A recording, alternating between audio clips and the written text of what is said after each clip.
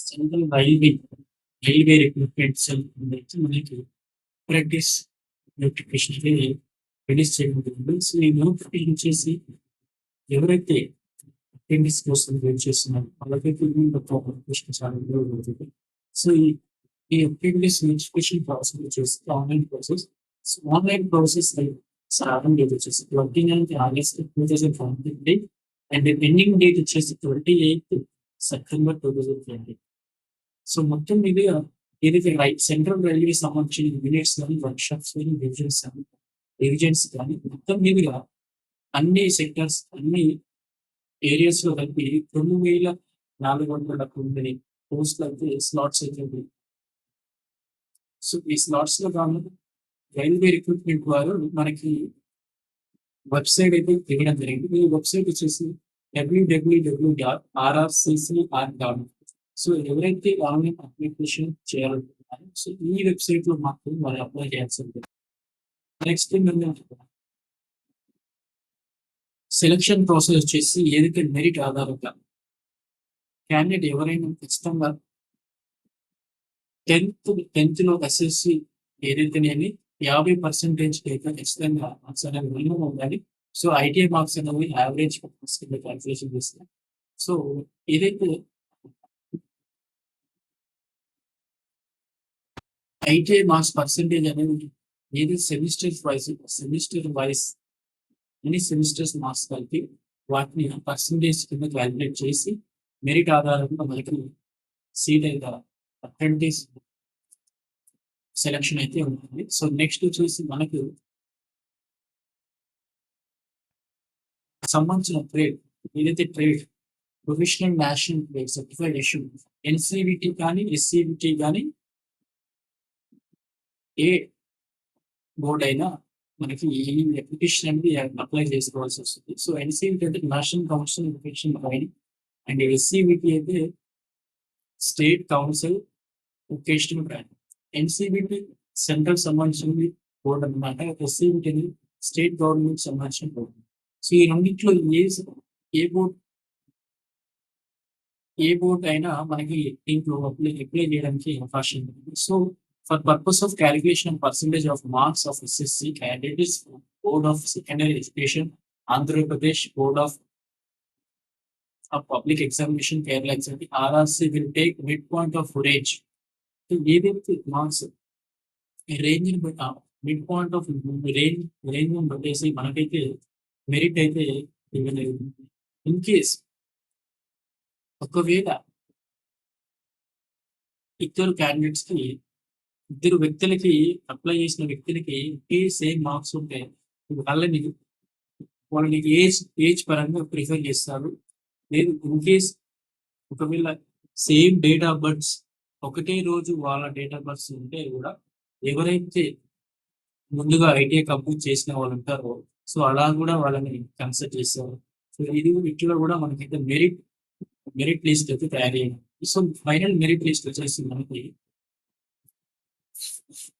Final merit list will be prepared cluster or unit wise.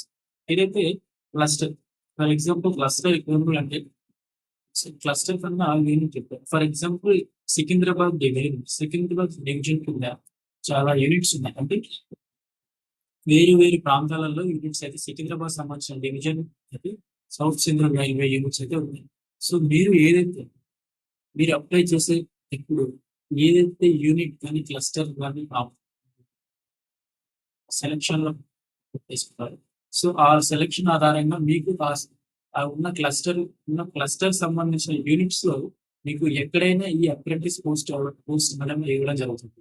So trade wise and community wise equal to the number of slots in the descending order of percentage of marks obtained by the candidate as stated above.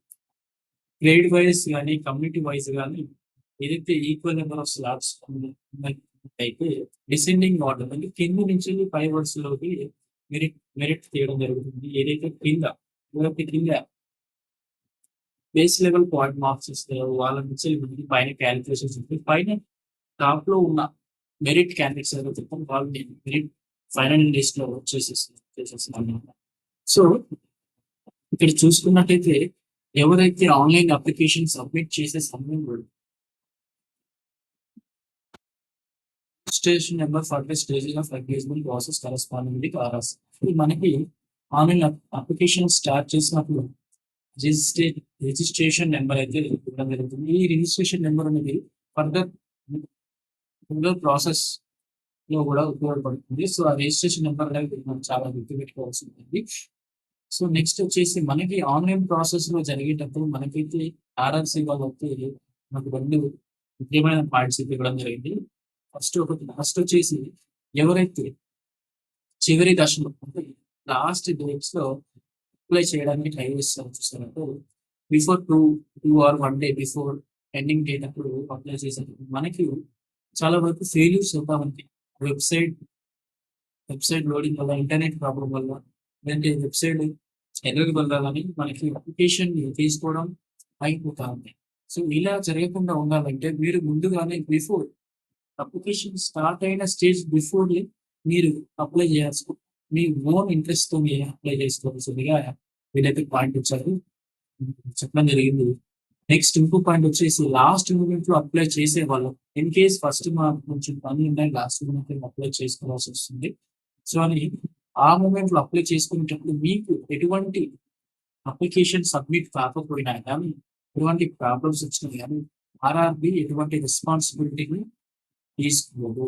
ఒకవేళ మీకు ముందుగా ఎటువంటి సమస్యలొస్తే before days అంటే మీకు ముందు దశలో ఏదైనా సమస్యలు వస్తే ఆర్ఆర్‌బీకి మీరు ఈమెయిల్ ద్వారా కాంటాక్ట్ అవ్వచ్చు. సో, దెన్ వాళ్ళు మీకు ప్రాబ్లమ్‌ని సాల్వ్ చేస్తారు. ఇది చివరి దశలో మీరు అప్లై చేయవలసిన టైంలో ఏదైనా ప్రాబ్లమ్స్ వస్తే మాత్రం మీకైతే ఎటువంటి మీకైతే వాళ్ళు చివరి రెస్పాన్సిబిలిటీ తీసుకోరు. సో, ఈ పాయింట్ అనేది గమనించుకోవాలి. So, candidates have to choose only one cluster. ఎవరు క్లస్టర్ అంటే ఇక్కడ చూసుకున్నట్టయితే ముంబై, నెక్స్ట్ భువనేశ్వర్. సో, ఇట్లా మనకైతే ముంబై గాని, ఇంకా వేరే ప్లేసెస్ గాని ఉంటాయి. సో, ఇలా మనకు ఏదైతే ప్లేసెస్ ఉంటాయో ఈ ప్లేసెస్‌లో ఒక ప్లేస్ మాత్రం ఒక క్లస్టర్ మాత్రమే ఎంచుకోవాల్సి ఉంటుంది. సో, ఈ క్లస్టర్‌లో ఈ ముంబై అనే క్లస్టర్‌లో యూనిట్స్, ఈ యూనిట్స్ అనేవి ఈ యూనిట్స్ ఎన్నున్నాయి 1, 2, 3, 4, 5, 6, 7, 8. సో, ఈ 8 యూనిట్స్‌లో మీకు ఏ యూనిట్‌లోనైనా మీకు అప్రెంటిస్ పోస్ట్ అనేది సెలక్షన్ ఇవ్వడం జరుగుతుంది. సో, మీరు మీ ప్లేస్ క్లస్టర్ అనేది మీకు అనుకూలమైన ప్లేస్ సెలెక్ట్ చేసుకోవాల్సి ఉంటుంది. సో, నెక్స్ట్ వచ్చేసి ఇక్కడ చూసుకున్నట్టయితే మనకి క్లస్టర్ 2 ఏల్‌పే మున్సిపల్. ఈ మున్సిపల్ సంబంధించిన యూనిట్స్, మున్సిపల్‌కి సంబంధించిన క్లస్టర్ పూణె అండ్ నాగ్‌పూర్, సోలం. సో, మొత్తం మీదిగా మనకైతే 5 క్లస్టర్‌లు ఉన్నాయి. ఈ 5 క్లస్టర్‌లు మీరు ఏదైనా ఒక క్లస్టర్ మాత్రమే చూజ్ చేసుకోవాల్సి ఉంటుంది. ఏదైతే ఇక్కడ మనం చూసుకున్నట్టయితే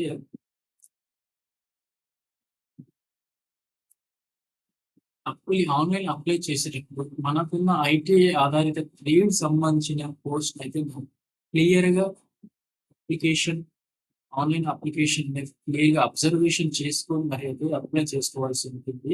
లేదనుకో ఇన్ కేస్ ఏదైనా మిస్టేక్స్ జరిగి ఉంటే, మిస్టేక్ జరిగిన తర్వాత నార్మల్‌గా అప్లికేషన్ సబ్మిషన్ కాకపోయినా ఏ స్టేజ్‌లోనైనా మీ అప్లికేషన్‌ని రిజెక్ట్ చేయడం జరుగుతుంది. వెరిఫికేషన్ అయినా ఎక్కడైనా రిజెక్ట్ ఇవ్వడం జరుగుతుంది. ఇందులో మీ సర్టిఫికేట్స్, మీ ప్రూఫ్స్ ఆధారితంగా ఖచ్చితంగా జెన్యూన్ ఇన్ఫర్మేషన్ మీరైతే దీంట్లో అప్లై చేయాల్సి ఉంటుంది. సో, మామూలుగా ఒక క్లస్టర్ గురించి అయితే మనం చేస్తున్నాం. ఏదైతే ఇక్కడ ముంబై క్లస్టర్‌కి సంబంధించిన పోస్ట్‌లు అయితే ఇవ్వడం జరిగింది. అయితే ఇక్కడ ముంబైకి సంబంధించిన క్లస్టర్స్ సంబంధించిన పోస్ట్‌లు అయితే ట్రేడ్స్, ట్రేడ్స్ అయితే fitter, welder, carpenter, painter, tailor total వచ్చేసి 258 పోస్ట్స్ అయితే ఉన్నాయి. సో, 258లో fitter UR 92, OBC 49, SC 27, ST 14 and total పోస్ట్‌లొచ్చేసి ఫిట్టర్‌కి 182 అయితే ముంబై క్లస్టర్‌లో అయితే ఉన్నాయి. సో, ఇదైతే ఫిజికల్ పీహెచ్‌డీ వాళ్ళకి. ఏదైతే ఫిజికల్ బ్యాక్వర్డ్ డిసబిలిటీస్ వాళ్ళకైతే OH two, VH one, HH two, MD two, X five. X అంటే ఎక్స్ సర్వీస్ మ్యాన్. ఎవరైతే ఆర్మీ గాని, డిఫెన్స్ సంబంధించిన ఎక్స్ సర్వీస్ మ్యాన్ వెళ్ళిపోయిన వాళ్ళు కూడా అప్లై చేసుకోవాల్సిందే రిజర్వేషన్ కేటగిరీ. సో, వెల్డర్ వచ్చేసి యూఆర్ 3, ఓబీసీ 2, ఎస్సీ 1, ఎస్టీ అయితే ఇవ్వలేదు. టోటల్ నెంబర్ ఆఫ్ వచ్చేసి 6 అన్నమాట. కార్పెంటర్ 50 యూఆర్ ఉన్నాయి. OBC 7, SC 4, ST 2, total 28. Painter general 12 UR, OBC 6, ST 2, SC 4, total 24. OH 1, ex 1, ex service. Tailor చూసుకున్నట్టు 9 పోస్ట్ ఉన్నాయి UR, OBC 5, SC 3, ST 1, 8. So ఇక్కడ ఇవ్వబడ్డ categories కూడా సపరేట్ అయితే ఉంటుందండి. ఏదైతే ఈ టోటల్ పోస్ట్ లో ఈ టోటల్ పోస్ట్ వీళ్ళకి ఈ పోస్ట్ కూడా కేటాయించడం జరుగుతుంది. సో ఏదైతే ఇక్కడ రిజర్వేషన్ మెన్షన్ చేశారు కాబట్టి వీటికి సపరేట్ ఇవ్వడం జరిగింది. సో మొత్తం మీదుగా టైలర్ సంబంధించిన ట్రేడ్ అయితే ఏదైతే వాళ్ళు సీవింగ్ టెక్నాలజీ లేదా డ్రెస్ మేకింగ్ చేసేటట్టు ఉన్నాయి. మొత్తం మీదుగా 1 year ట్రైనింగ్ పీరియడ్ అయితే ఉంటుంది.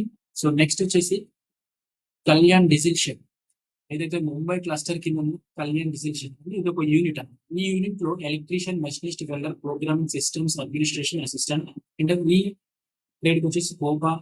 సో ఇక్కడ చూసుకున్నట్లయితే ఎలక్ట్రీషియన్ కి 5 UR, 3 OBC, 2 SC, 1 ST.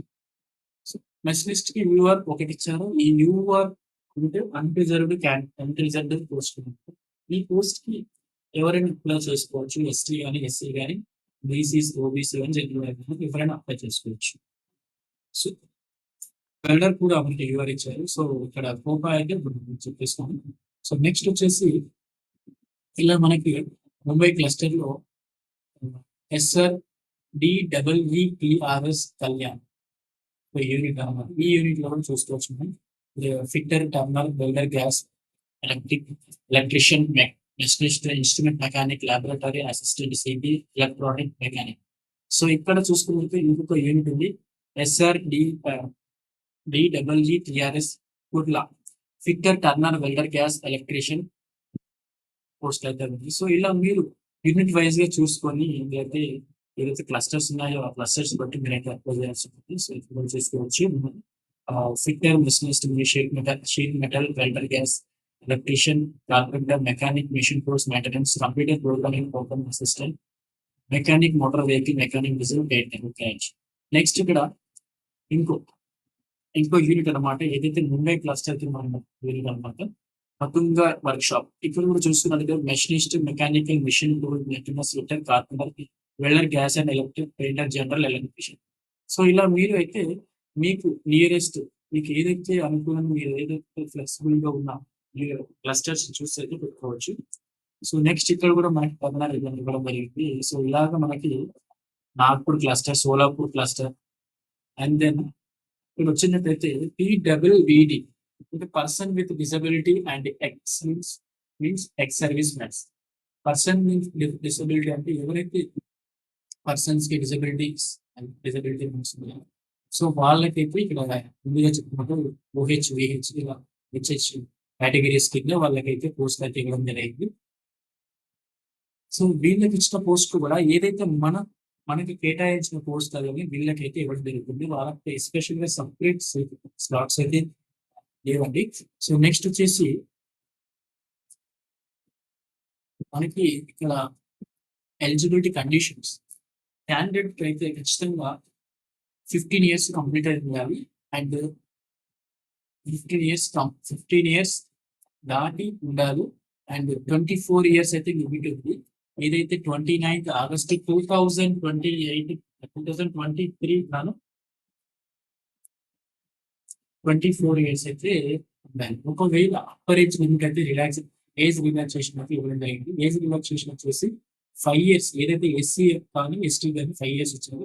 OBC candidates అయితే 3 years అయితే ఏజ్ రిలాక్సేషన్ ఇచ్చారు. సో ఇక్కడ చూసుకున్నట్టయితే మనకి ఇక్కడ టేబుల్ అయితే ఇవ్వడం జరిగింది. ఏదైతే UR, SC, ST, OBC.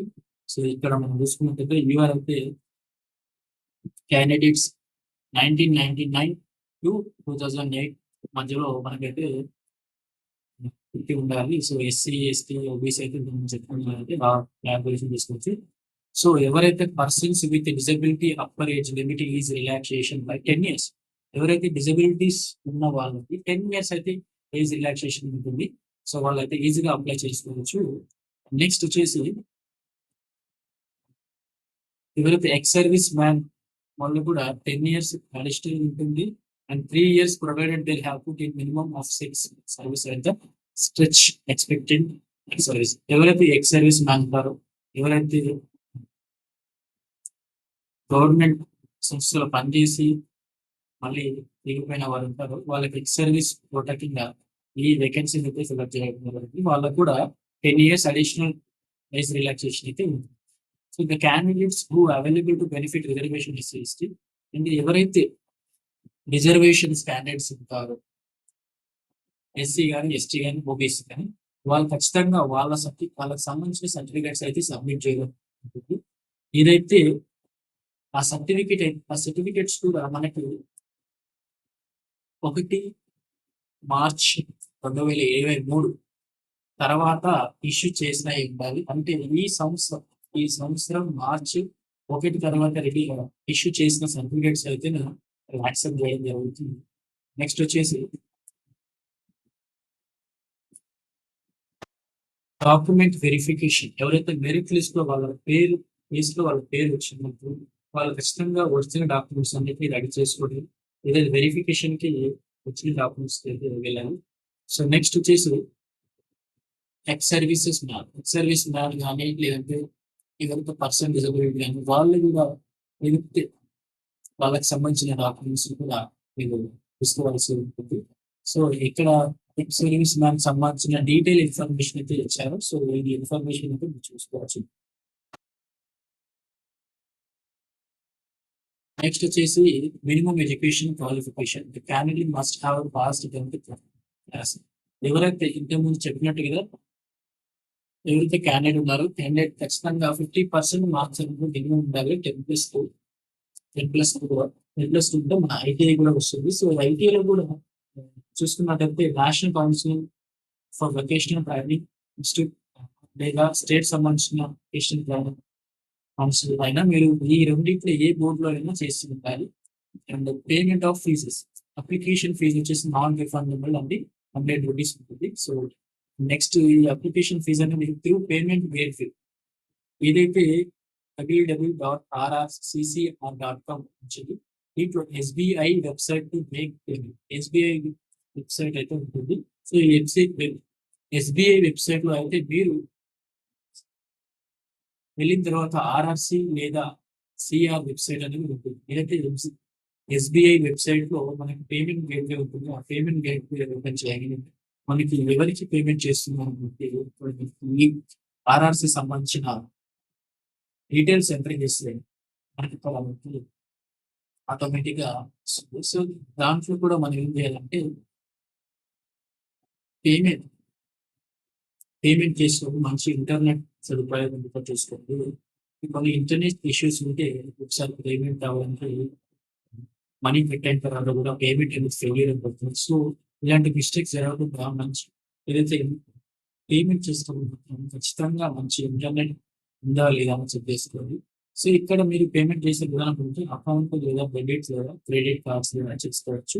But still unable to download the application please click click on కానీ అప్లై చేసిన తర్వాత మీరు రిసిప్ట్ అనేది డౌన్లోడ్ చేసుకోలేకపోతుంటే verify payment button to reconfirm the same from the payment gateway. అంటే ఏదైతే మీరు రిసిప్ట్ డౌన్లోడ్ చేసుకోలేకపోతే పేమెంట్‌ని వెరిఫై చేసుకోండి. సేమ్ గేట్‌వే ఎస్‌బీఐ సంబంధించిన సేమ్ గేట్‌వే ఉంటదో దాంట్లో నుంచి మళ్ళీ రీవెరిఫై చేసుకుంటే ఖచ్చితంగా మీకు మళ్ళీ పేమెంట్ అనేది వచ్చేస్తుంది. పేమెంట్‌కి సంబంధించిన డీటెయిల్స్ అనేవి వచ్చేస్తాయి.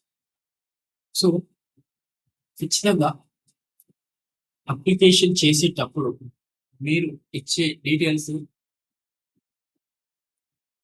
కరెక్ట్ 100% కరెక్ట్‌గా ఉండాలి. ఎందుకంటే తర్వాత ఎడిట్ చేయడానికి కూడా ఆప్షన్ లేదు. సో, ఒకవేళ ఎడిట్ చేయడానికి ఆప్షన్ లేదు అని అలాగే తీసుకెళ్తే మన మెరిట్‌లో మెరిట్ లిస్ట్‌లో మన నేమ్ సెలెక్ట్ అయిన తర్వాత సర్టిఫికేట్ వెరిఫికేషన్‌లో మీకు తేడా వస్తే ఖచ్చితంగా మిమ్మల్నయితే రిజెక్ట్ చేయడం జరుగుతుంది. అంటే ఏ స్టేజ్‌లోనైనా మిమ్మల్ని రిజెక్ట్ చేయడం జరుగుతుంది. సో, అందుకే మీరు అప్లై చేసేటప్పుడు 1, 2 సార్లు చూసుకొని మరి జాగ్రత్తగా పెట్టాల్సిందే. సో, ఇది చూసుకున్నట్టయితే ఎస్‌బీఐ అలా పేమెంట్ వచ్చేసి credit card, debit card already నేను చెప్పేసాను. So successful complete transaction will receive with the date of will be generated, which should get return. Yeah.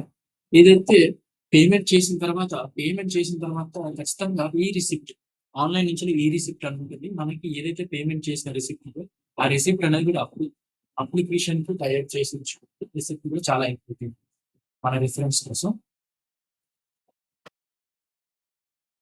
ఒకవేళ ఆన్‌లైన్ ట్రాన్సాక్షన్ అనేది జరగకపోతే, నాట్ సక్సెస్‌ఫుల్లీ కంప్లీటెడ్ అని పడితే, మళ్ళీ మీరు ఫ్రెష్‌గా లాగిన్ అయ్యి, మళ్ళీ మీరు పేమెంట్‌ని కంప్లీట్ చేయాల్సి ఉంటుంది. సో ఇక్కడ చూసుకున్నట్టయితే ఎస్సీ, ఎస్టీ, పీడబ్ల్యూడీ లేదా ఉమెన్ క్యాండిడేట్స్ వీళ్ళకి ఎవరికి కూడా ఫీజు అనేది లేదు. ఎవరైతే యూఆర్, ఓబీసీ క్యాండిడేట్స్ ఉంటారో వాళ్ళకి మాత్రమే ఫీజు అనేది ఉంటుంది. సో నెక్స్ట్ వచ్చేసి standards of fitness of the person with disability.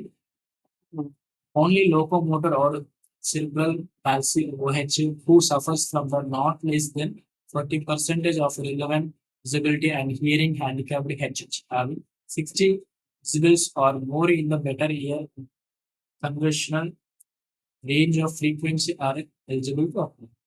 So ఎవరైతే ఈ పీడబ్ల్యూడీ సంబంధించిన పర్సన్స్ ఉంటారో వాళ్ళైతే మీరు చూసుకోవచ్చు. మీ సర్టిఫికేట్స్ ఆధారంగా మీకున్న పర్సనల్ కావాలంటే మీరు ఇక్కడ నోటిఫికేషన్ క్లియర్‌గా చదువుకొని మీరైతే అప్లై చేయాల్సి ఉంటుంది. So for locomotor or cerebral palsy OH trades mechanic, diesel, electrician, welder, gas, electric machinist. So ఇక్కడ మెకానిక్, డీజిల్‌కి వచ్చేసి upper limb partially damaged, little finger, ring finger can be accommodated for both hands. Low limb partially damaged only one side can be accommodated. ఏదైతే ఇక్కడ ఉన్న statement బట్టి మీరైతే తీసుకోవాల్సి ఉంటుంది. దీంట్లో నార్మల్‌గా little finger, ring finger damage చేయడం కానీ మనమైతే ఇక్కడ ఈ బూస్ట్ అప్లై చేసుకోవడానికి.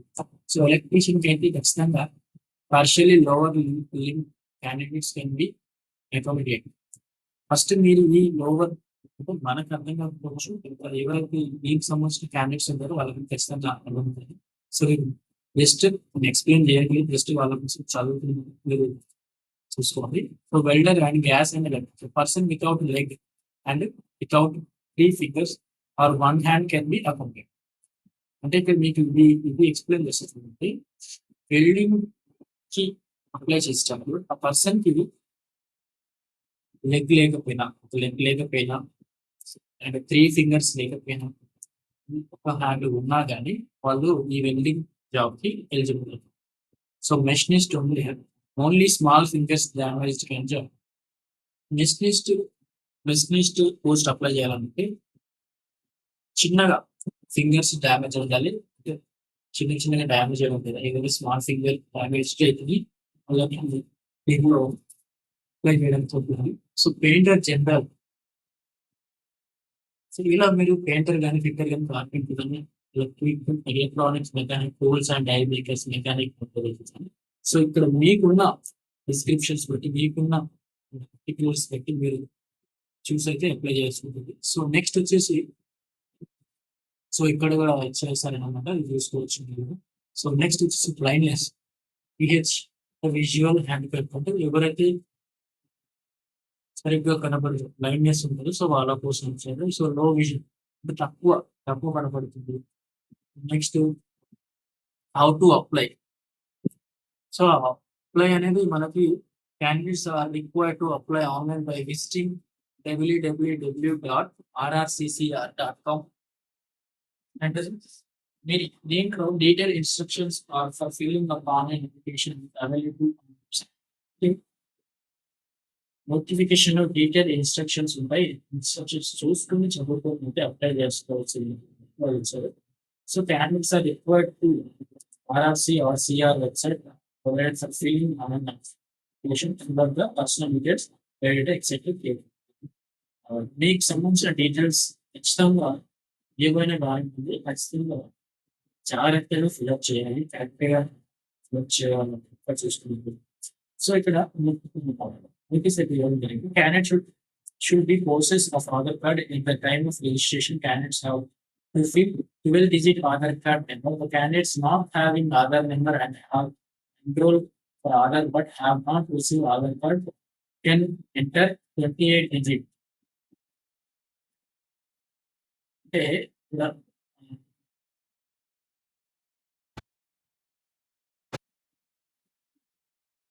28 digit enrollment ID printed of Aadhaar.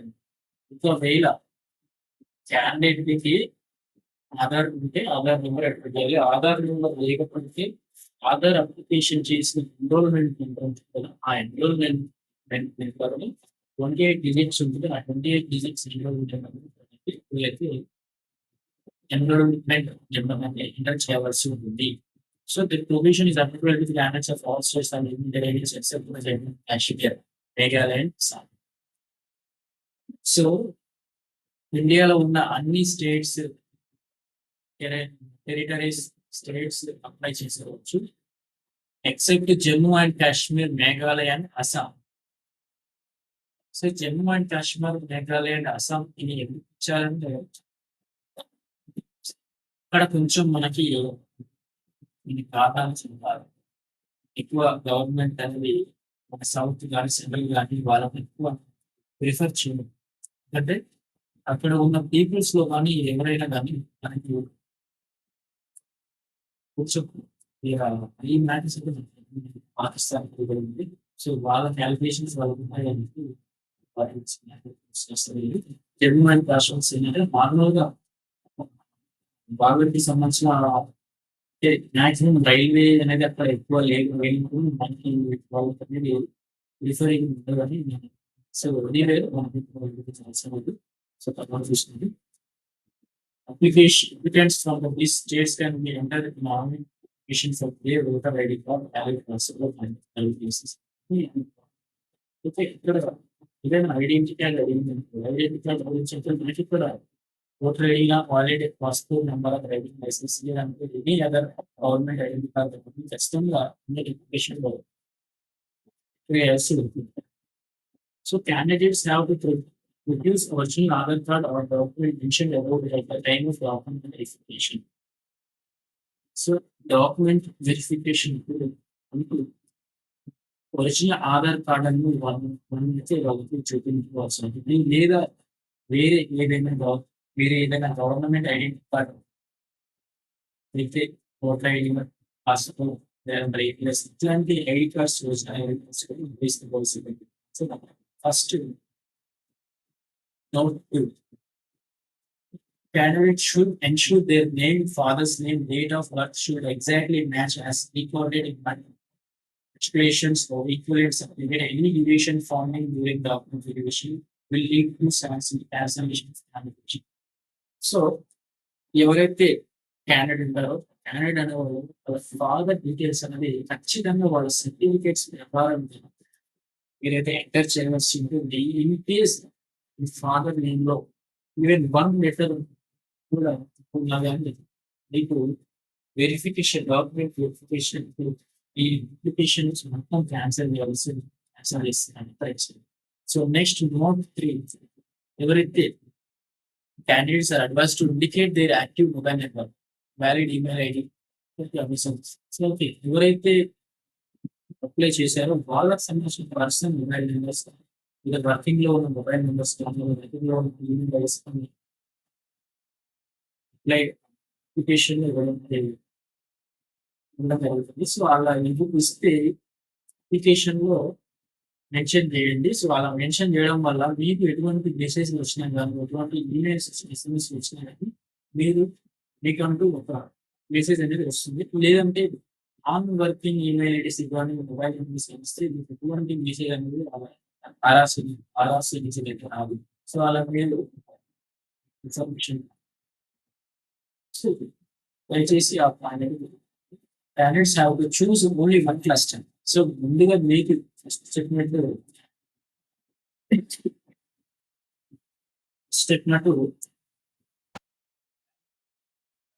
ఖచ్చితంగా ఒక క్లస్టర్ ని మాత్రం ఎంచుకోవాలి. క్లస్టర్